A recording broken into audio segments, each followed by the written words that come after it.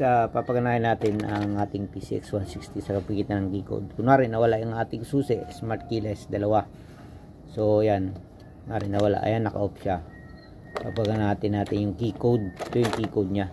So kaya pinakamahalaga to sa lahat, huwag nating iwala guys pag nagbili tayo ng PCX160 or ADB160. So ilulong press lang natin tong post button. Yan, pag tumunog, press siya, yan. And then, start niya is 0. So, hindi na tayo magpipress. Yan. Tapos, sunod yung number, 1. Pag tumunog, press ulit.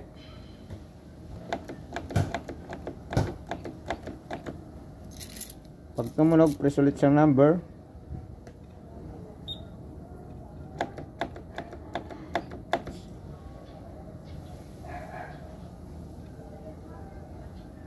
So, sunod niya is 0, hindi na tayo magpipress.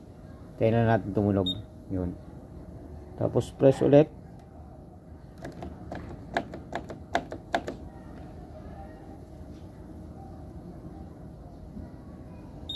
Tumunog na ulit. Then, press ulit ng isang number.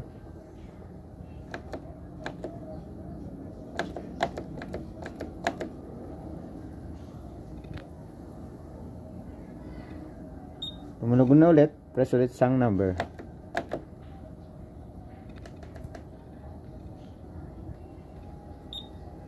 Then, sunod niya ay 0, hindi na tayo magpipindot. Ayan, tapos press mo. O, gumana yung ating PCX160 sa magitan ng ating keycode guys. So yan, mahalaga yan.